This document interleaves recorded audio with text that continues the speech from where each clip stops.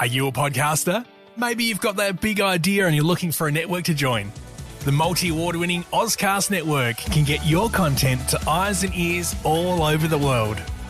Join now for the first month free, and you could be featuring this sound at the beginning of your podcast. Ozcast. Simply head to ozcastnetwork.com for details. Ozcast.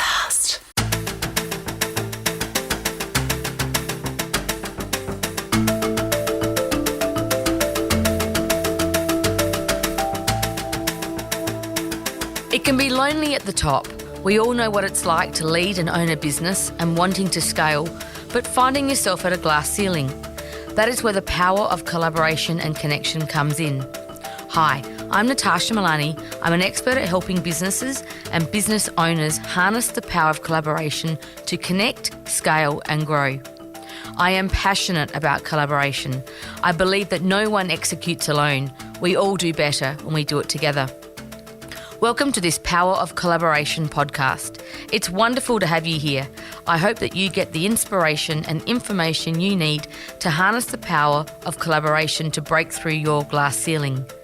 Today, we are talking to Clare Mockler, who is the newly appointed CEO of the City of Adelaide Local Government Council. Welcome, Clare. Thank you for having me here, Natasha. Now, first of all, Clare, congratulations on your new appointment as the CEO of the City of Adelaide. I know you've been acting in the role for some time now and Deputy CEO, but wanted to start by a warmest congratulations to you. Must be very exciting. Thank you. Yes, it is. I've worked in the organisation for nearly 20 years, so to now, at long last, have the opportunity to really shape what's next, it's really exciting. Well, that's a great segue into getting a bit of background about Clare Mockler.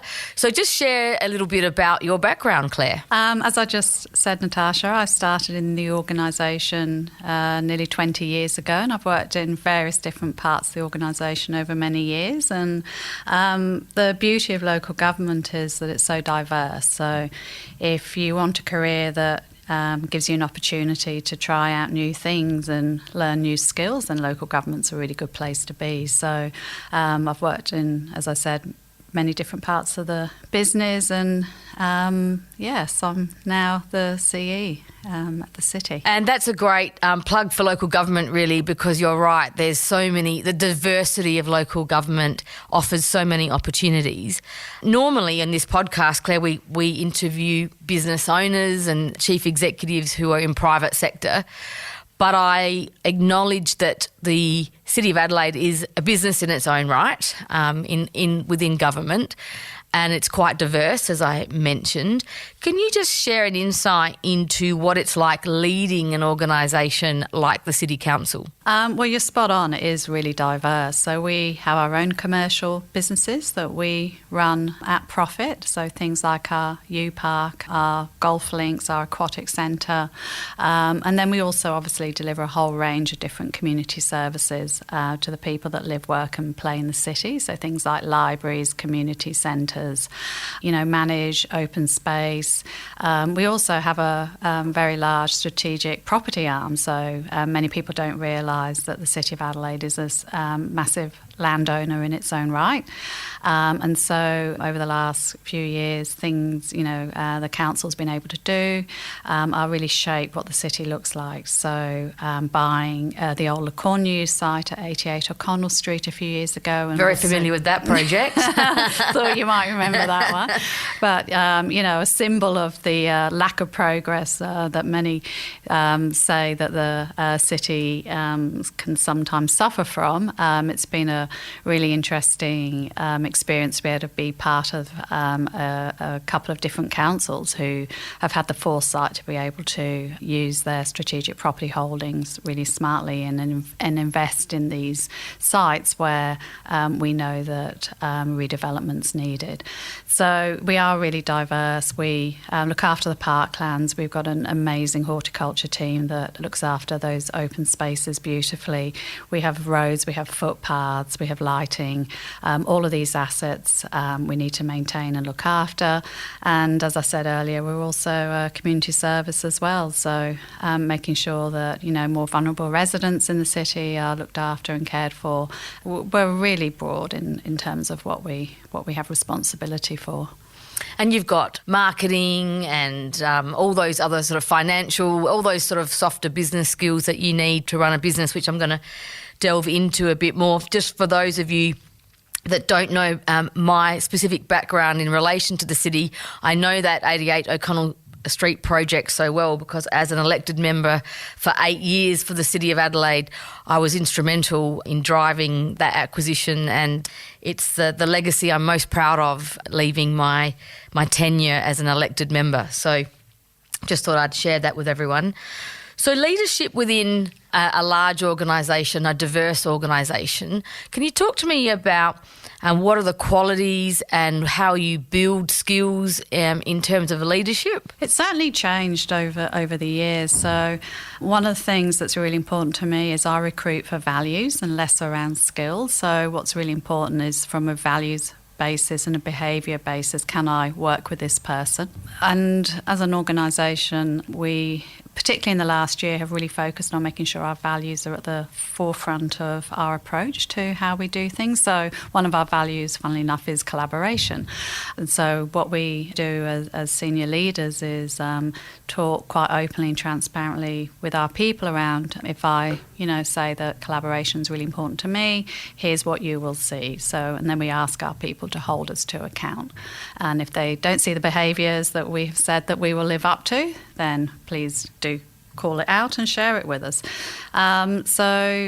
Leadership at the city has, really focused around the values.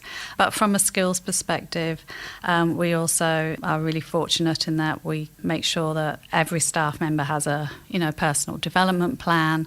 And as I said earlier, because we are diverse, it's really, it's a much easier sort of proposition to be able to attract people into the organisation because they can see that there's opportunity for growth. They can see that, they might be running a customer centre, but if they're really interested in, a different part of the organisation, then there's opportunity to be able to grow and develop within the organisation. And of course, 20 years, I didn't start in a senior leadership role at the city.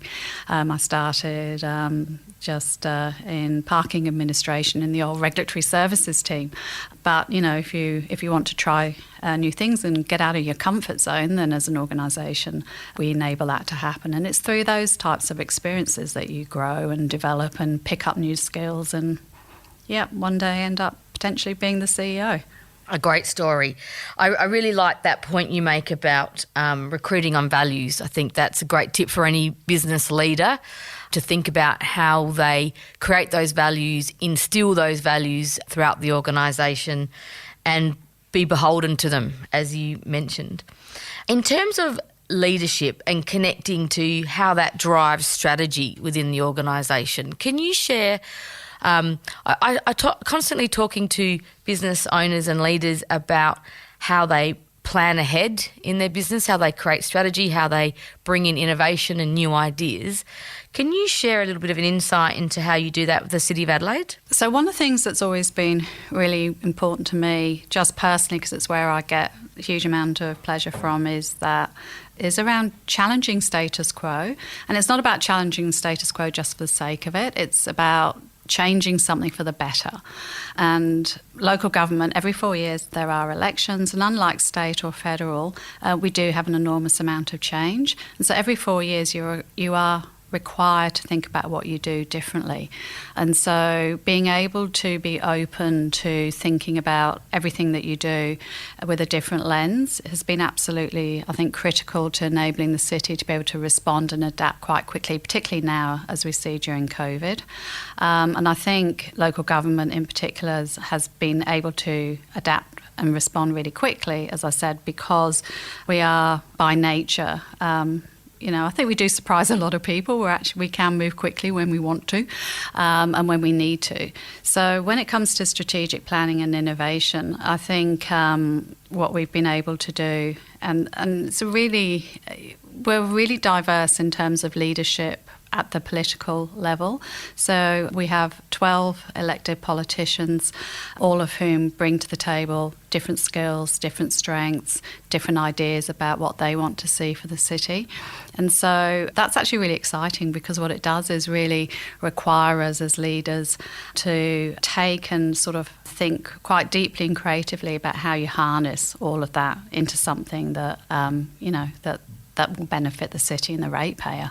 So innovation and creativity through strategic planning is definitely driven by the diversity of people that we work with politically. Yeah, and diversity is critical, isn't it? And it's almost like you've got this big funnel that you start wide and you have to sort of narrow it down to work out where you're going to focus your efforts. I always use a quote from Anthony Kittle of Red Arc, who says strategy is equally as about what you're not going to do as it is with where you're going to put your focus. I was going to say then the really hard stuff is about the prioritisation of what you're left with. Yeah, spot absolutely. On. Anthony's spot on. And businesses grapple with the same thing, in the private sector. So talking about strategic planning, the process, and you sort of alluded to the fact that it's done every 4 years post-election. What have you seen that works well in that space in terms of, the processes that work? You've got a whole lot of diversity of ideas. You talk about the values in the organisation. How do you most efficiently create a plan going forward? This time around, what we did with the elected body was actually start from we took them out of their usual environment. So normally strategic plans with elected bodies, you sit in a room called the Colonel Light Room. There's no natural light. You're surrounded by the weight of history, which for someone like me doesn't necessarily generate sort of the energy that you might need to be a bit more inspiring about what's possible. So what we did this time around was we took council members to MOD, which had at that point newly opened on North Terrace, so a brand new space. We took them around an exhibition. So we sort of asked them to, just then talk about cities in a way, what cities do you love and why do you love them? So we started off just trying to find some common ground about what people loved about cities. And some people love, the darkness and the grunginess of an Istanbul, and others love the cleanliness of other cities, or someone else loved the open space and the greenery of another one.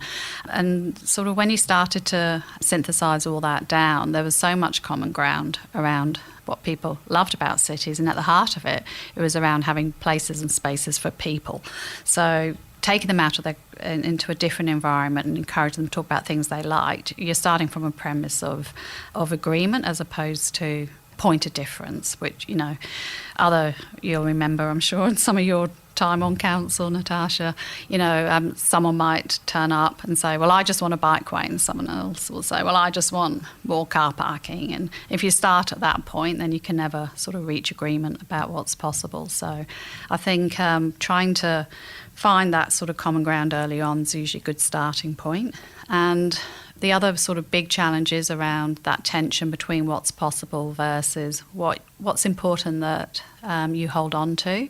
So there are things that are really important to people around not letting go of. And so it's also a bit of, if you can discuss and agree those sort of tensions as well early on in a strategic planning process, that often helps as well. I really like your insight there about creating that environment to inspire.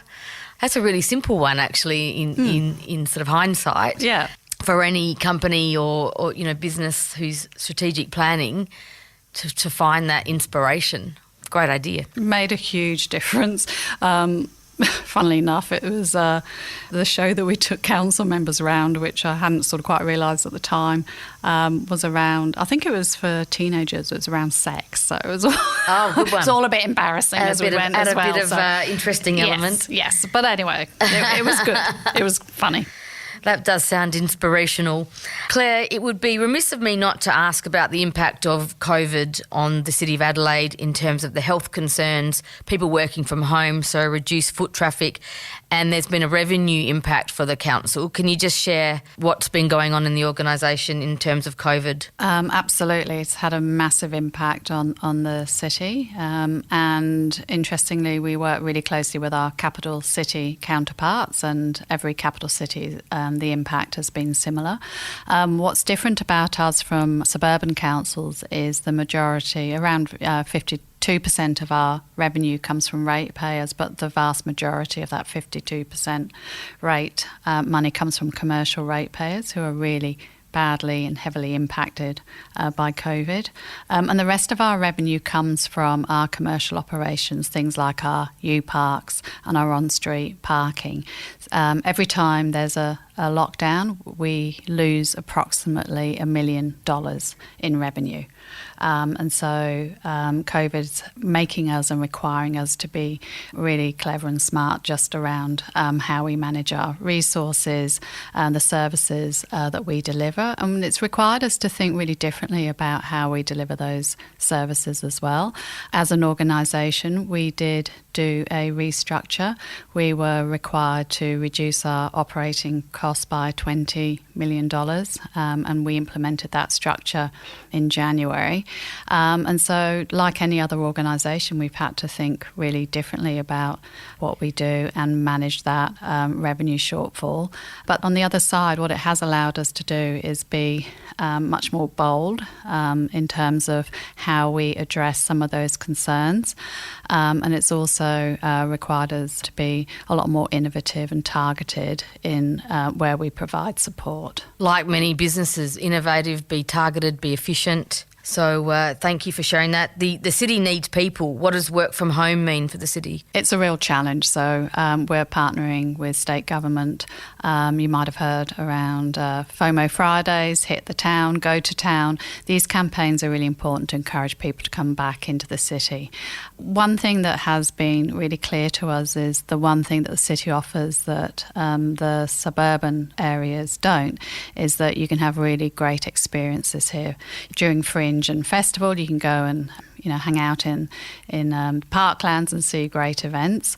And so making sure that those types of things are still on offer is going to be, I think, the point of difference for the city, and it will encourage people to come back. People are hungry to be able to go and experience an event or a show, and the city does that brilliantly. So playing to our strengths around that is, I believe, the way that we'll continue to grow. There are so many great strengths. You remind me of my my campaign slogan, creating a city to live, work and play. It's really important to get those people into the CBD. Now let's move on to collaboration, my topic that I'm passionate about and the theme of this podcast. It's really important, I always found, for council when I was there, to collaborate with a whole range of different stakeholders, federal government, state government and industry.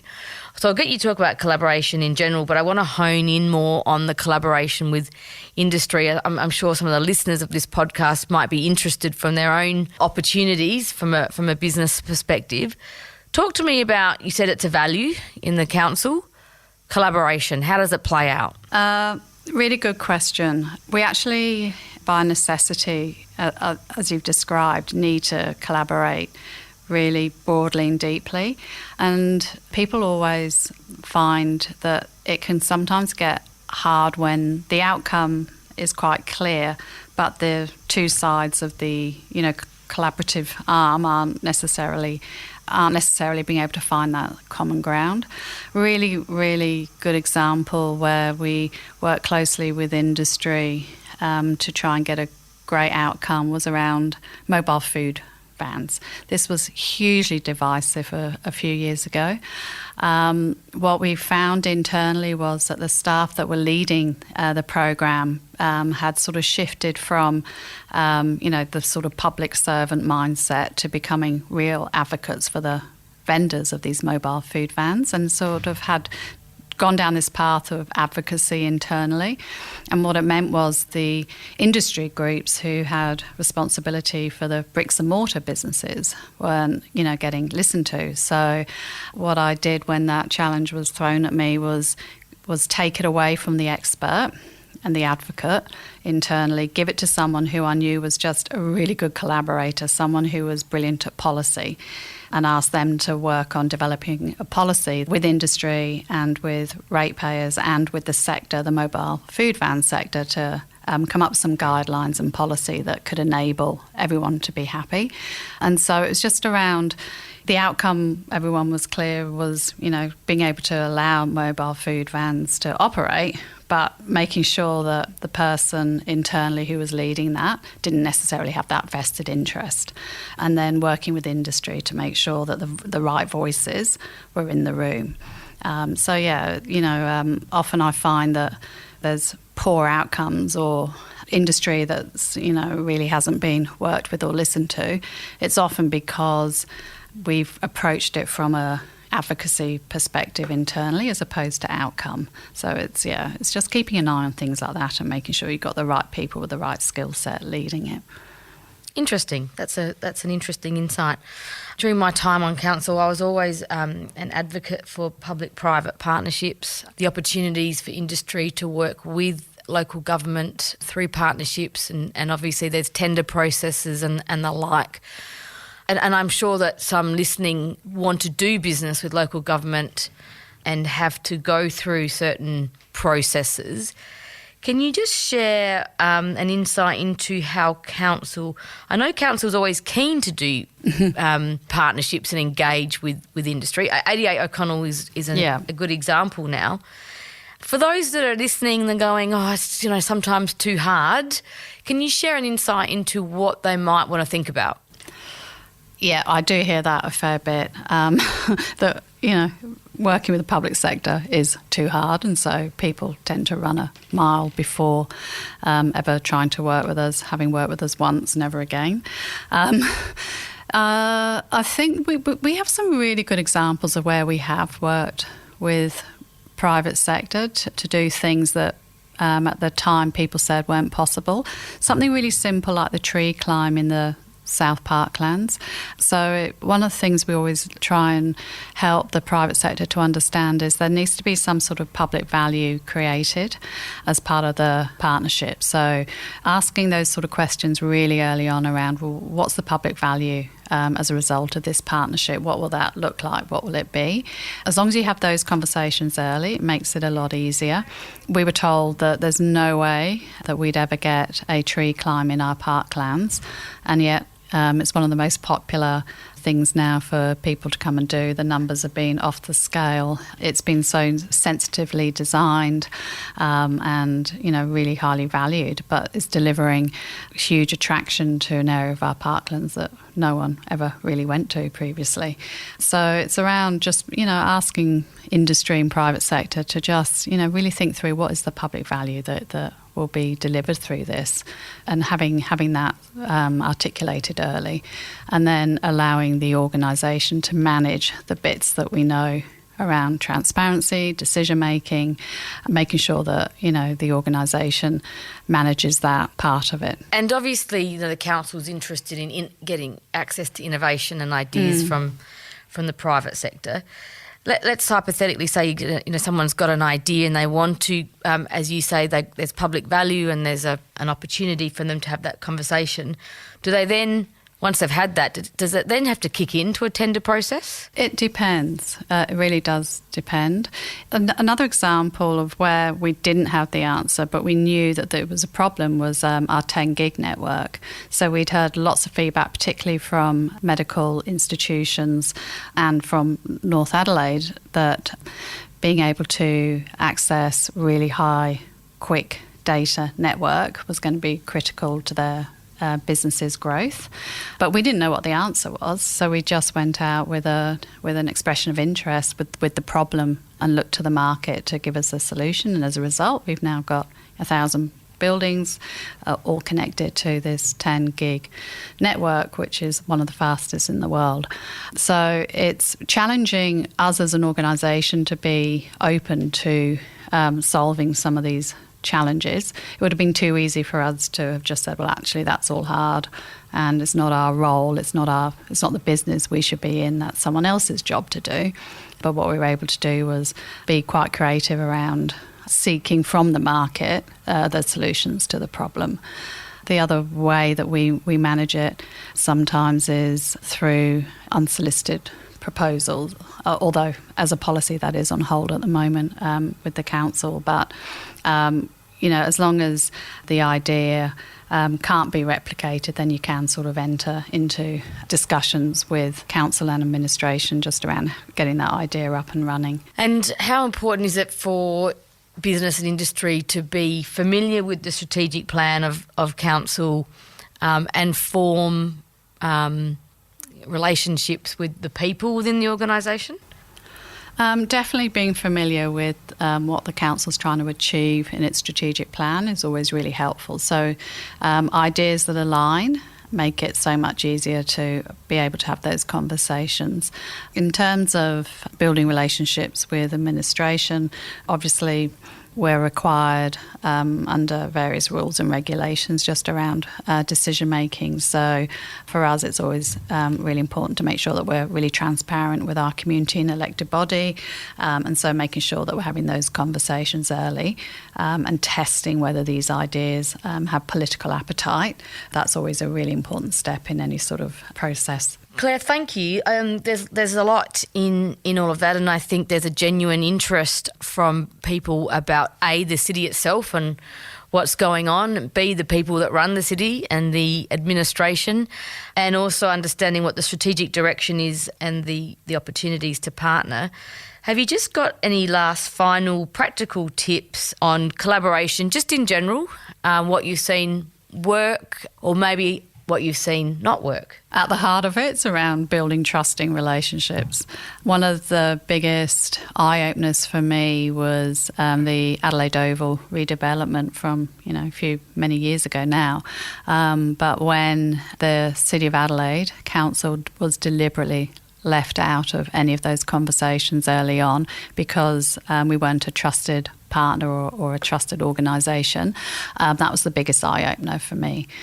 So as a result of that, I have always pledged to make sure that at the heart of any sort of relationship, it's got to come from a place of trust, which means you've got to be open, honest and respectful. And I think as long as you come from that starting point, anything's possible. Great insight. Trust is one of my favourite words, and building those relationships, and I'm really grateful for the time you've spent today as you've highlighted that collaborative partnerships, when we all do it together we do it better, which is another one of my mottos. Spot on. At SA Leaders, we are all about collaboration and community. If you're curious to know more about how we help businesses and leaders just like you scale and grow beyond their glass ceilings, then visit our website at www.saleaders.com.au. And please don't forget to subscribe, share this podcast with your network and write a review if you really enjoyed it. This has been an Audiosity production. I'm Natasha Milani and I look forward to chatting with you next time. Happy connecting and see you soon.